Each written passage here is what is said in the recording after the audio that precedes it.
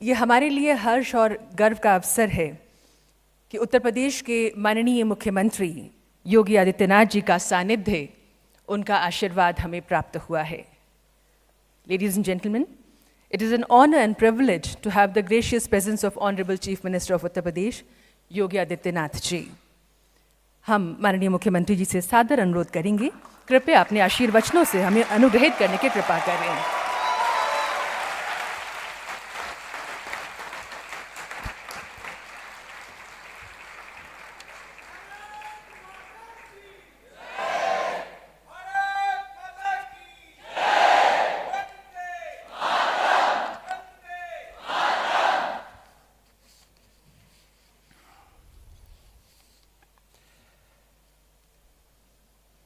Y20 के आज के सम्मेलन में जिनके नेतृत्व में दुनिया के यूथ डेलीगेट्स यहाँ पर उपस्थित हुए हैं, सूचना और प्रसारण तथा खेल एवं युवा कल्याण मंत्रालय के माननीय मंत्री श्री अनुराग सिंह ठाकुर जी, उत्तर प्रदेश सरकार में कैबिनेट के मेरे सहयोगी गण श्री स्वतंत्र देव सिंह जी, अरविंद कुमार शर्मा जी, अनिल राजभर जी, रविंद्र जायसवाल जी, गिरीश चंद यादव जी, Y20 समिट के चेयर श्री अनमोल शोभित जी, सचिव युवा कार्यक्रम विभाग कार्यक्रम मंत्रालय भारत सरकार श्रीमती मीता राजीव लोचन जी,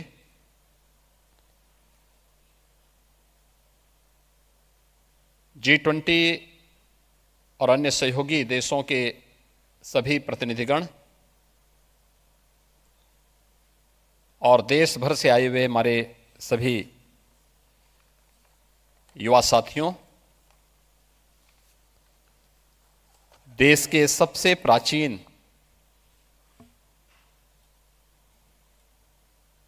आध्यात्मिक नगरी में उत्तर प्रदेश सरकार और उत्तर प्रदेश वासियों की ओर से मैं केंद्रीय मंत्री माननीय श्री अनुराग सिंह ठाकुर जी का और आप सबका हृदय से स्वागत करता हूं, अभिनंदन करता हूं।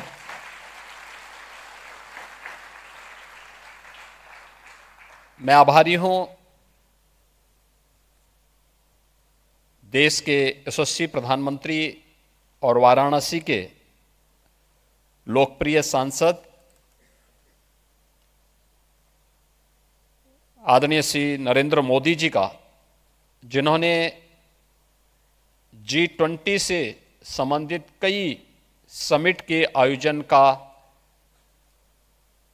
अवसर उत्तर प्रदेश को दिया और उसमें Y20 का यह मुख्य समिट वाराणसी में आयोजित हो रहा है। मैं इसके लिए उनका उत्तर प्रदेश वासियों की ओर से हृदय से आभार व्यक्त करता हूं।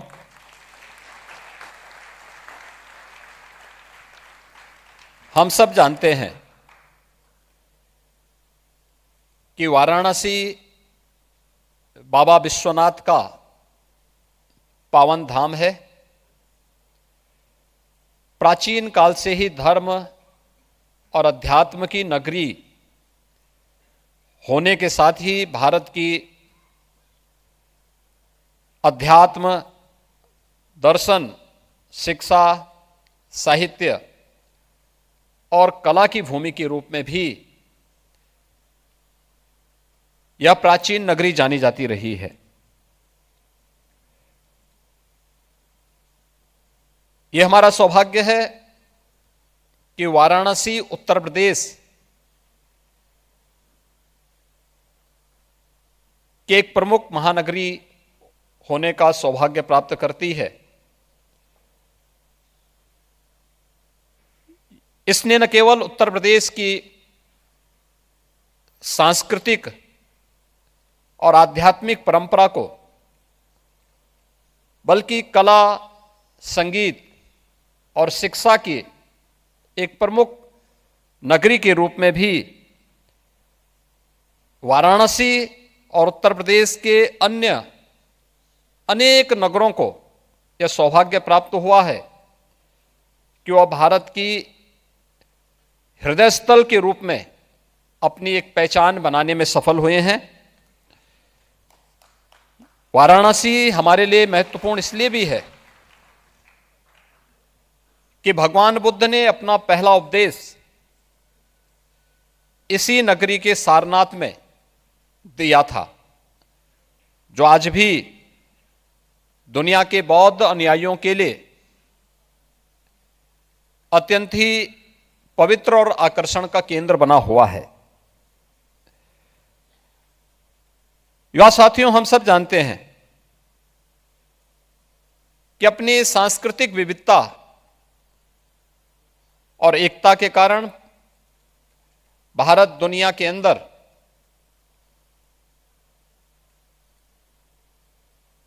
दुनिया के नागरिकों के लिए आकर्षण का एक केंद्र है। लोकतांत्रिक परंपराओं पर विश्वास करते हुए भारत के अंदर 140 करोड़ की आबादी जिस भाव और भंगिमा के साथ भारत की एकता और भारत की अखंडता के लिए अपने यशस्वी नेतृत्व में कार्य कर रहा है, वह भारत को दुनिया की सबसे बड़ी युवा आबादी के रूप में भी प्रस्तुत करती है। डेमोग्राफी, डेमोक्रेसी और डाइवर्सिटी की यह त्रिवेणी हमें विशिष्ट बनाती है। नित्य नूतन चिर पुरातन संस्कृति की सुदृढ़ नींव पर हमारा देश अपनी स्वतंत्रता के 75 वर्ष पूरा करते हुए अमृत काल के प्रथम वर्ष में G20 के इस प्रतिष्ठित आयोजन की अध्यक्षता कर रहा है। हर भारतवासी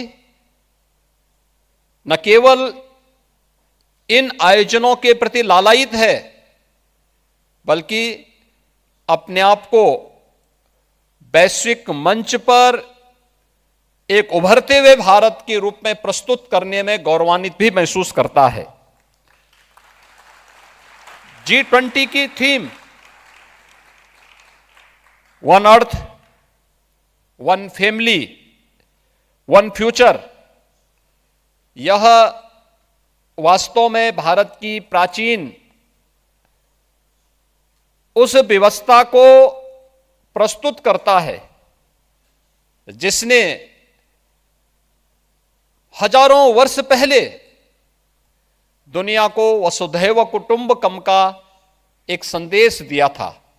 यानी पूरी दुनिया एक परिवार है, एक परिवार के रूप में पूरी दुनिया को मानने वाली उस व्यवस्था को, जिसका वास्तव में अर्थ क्या कि यह मेरा, यह तेरा, यह विचार संकुचित सोच के लोगों का है।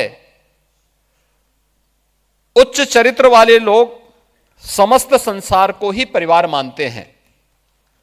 हमें गर्व है, भारत ने सदैव से ही इन उदार भावनाओं का प्रतिनिधित्व किया है और G20 का यह समिट इस बात का उदाहरण भी है। हमारे युवा आने वाले समय के नीति नियंता हैं और इसीलिए विश्व मानवता के बेहतर भविष्य के लिए वर्तमान में किए जा रहे विमर्श में उनकी भागीदारी अत्यंत महत्वपूर्ण है।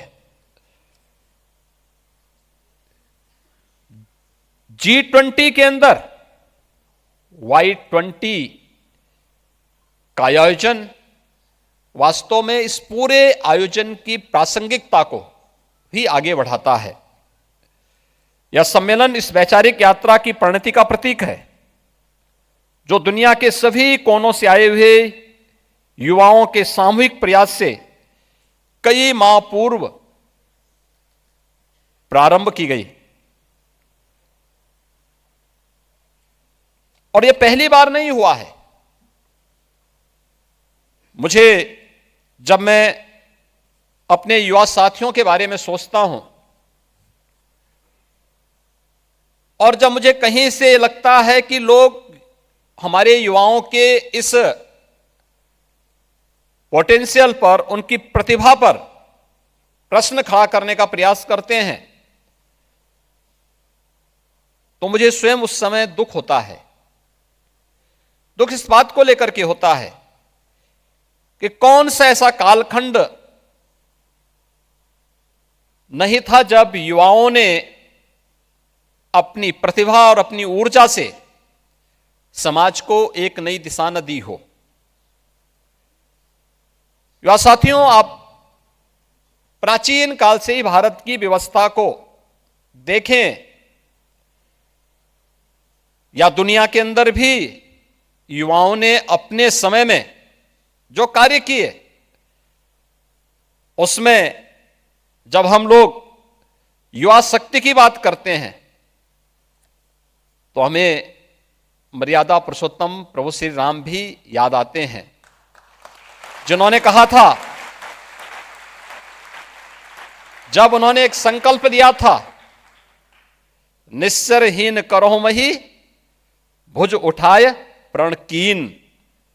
यह प्रभु राम का वह आह्वान है जो भारत की धरती से राक्षसी वृत्ति को, नेगेटिव पावर्स को पूरी तरह समाप्त करने का आह्वान उन्होंने किया था। तब प्रभु राम युवा ही थे। याद करना, मथुरा को कंस के अत्याचारों से मुक्त करने वाले, उनके राक्षसों के अत्याचार से मुक्त करने वाले, परित्राणाय साधुनाम विनाशाय च दुष्कृताम का आह्वान करने वाले श्री कृष्ण भी युवा ही थे।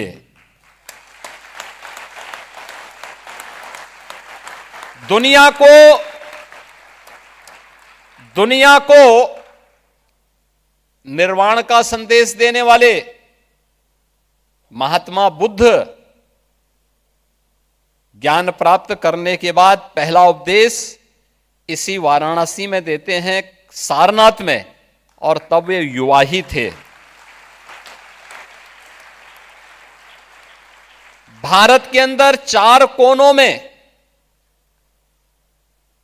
4 पीठों की स्थापना करने वाले और भारत की सांस्कृतिक एकता को मजबूती प्रदान करने वाले आदि शंकर मात्र 32 वर्ष की आयु ही जिए थे। स्वामी विवेकानंद ने वैश्विक मंच पर भारत की प्रतिष्ठा को बढ़ाने का कार्य किया और मात्र 39 वर्ष का जीवन जिया था। स्वामी प्रणवानंद जी ने मात्र 42 वर्ष का जीवन जिया था।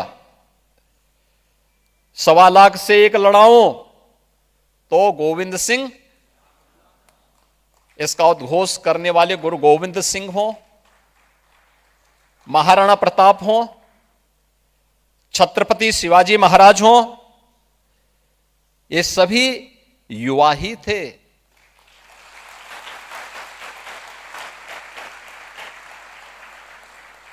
सिंहासन हिल उठे, राजवंशों ने भ्रिकुटी तानी थी, बूढ़े भारत में आई फिर से नई जवानी थी। खूब लड़ी मर्दानी वह तो, यह कहने वाली महारानी लक्ष्मीबाई इसी काशी में जन्मी थी और मात्र 23 वर्ष की उम्र में उन्होंने झांसी की आजादी के लिए युद्ध लड़ा था। तुम मुझे खून दो, मैं तुम्हें आजादी दूंगा।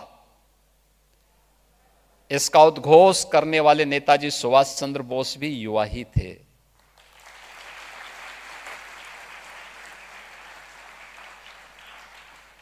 भारत की आजादी के लिए क्रांति दूत बनकर के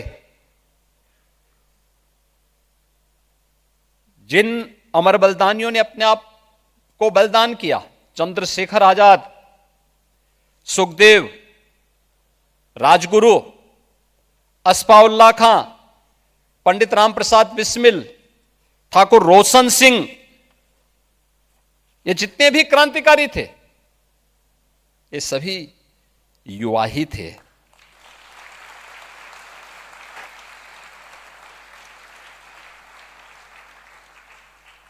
विनायक दामोदर सावरकर मात्र 28 वर्ष की उम्र में उन्हें 2 आजीवन कारावास की सजा हुई थी।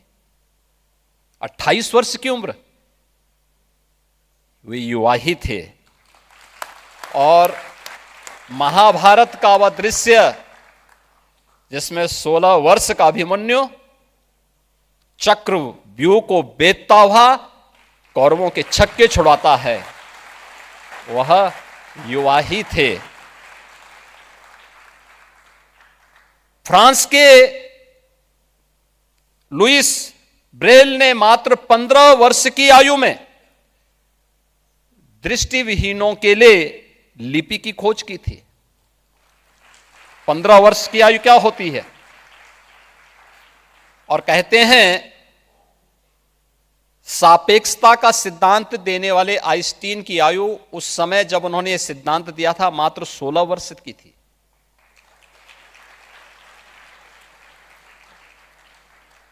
और यह भी कहा जाता है कि गुरुत्वाकर्षण का सिद्धांत देने वाले न्यूटन की उम्र उस समय मात्र 23 वर्ष की थी।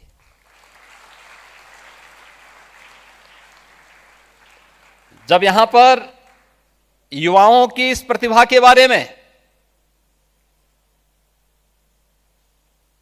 भारत सरकार की युवा कल्याण मंत्रालय की सचिव उस थीम के बारे में बता रही थी और अनुराग जी ने इस बारे में विस्तार से हम सबके सामने बात रखी, तो मुझे लगा कि वास्तव में प्रधानमंत्री मोदी जी ने तो आने के बाद भारत के युवाओं के इस प्रतिभा और इस पोटेंशियल को आगे बढ़ाने के लिए उन्हें एक मंच दिया। स्टार्टअप इंडिया का, स्टैंड अप इंडिया का और अटल इनोवेशन मिशन का,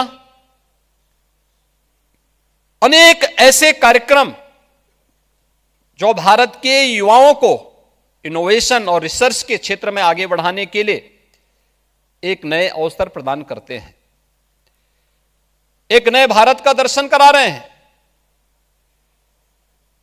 भारत वैश्विक स्तर पर आज G20 के समूहों की अध्यक्षता कर रहा है, लेकिन प्राचीन काल से ही भारत ने इस क्षेत्र में सदैव विश्व मानवता के कल्याण का मार्ग प्रशस्त किया है। और आज जब G20 के इस समिट में Y20 का यह समिट वाराणसी में आयोजित हो रहा है, जो 5 थीम इस अवसर पर दुनिया भर से आए हुए युवा प्रतिनिधियों ने तय किए हैं, ये वास्तव में दुनिया को वसुधैव कुटुंबकम के संदेश के साथ जोड़ते हुए जो एक संदेश है दुनिया के सामने, उस संदेश को जोड़ने का, उस संदेश के साथ उन्हें आगे बढ़ाने का और मानवता के कल्याण का मार्ग प्रशस्त करने का होगा। G20 के इस समिट में Y20 का यह समिट,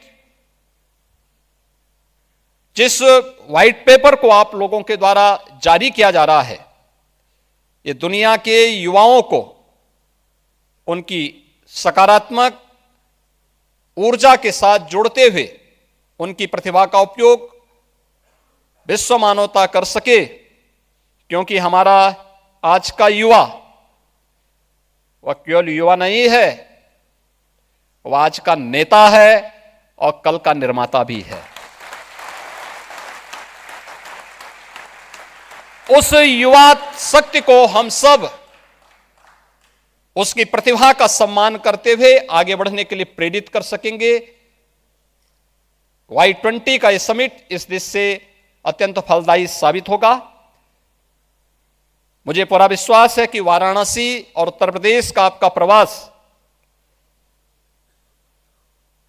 दुनिया भर के युवाओं के लिए एक नई प्रेरणा का संदेश देकर के जाएगा। इस विश्वास के साथ Y20 के इस समिट के प्रति मेरी मंगलमय शुभकामनाएं हैं। धन्यवाद। जय हिंद।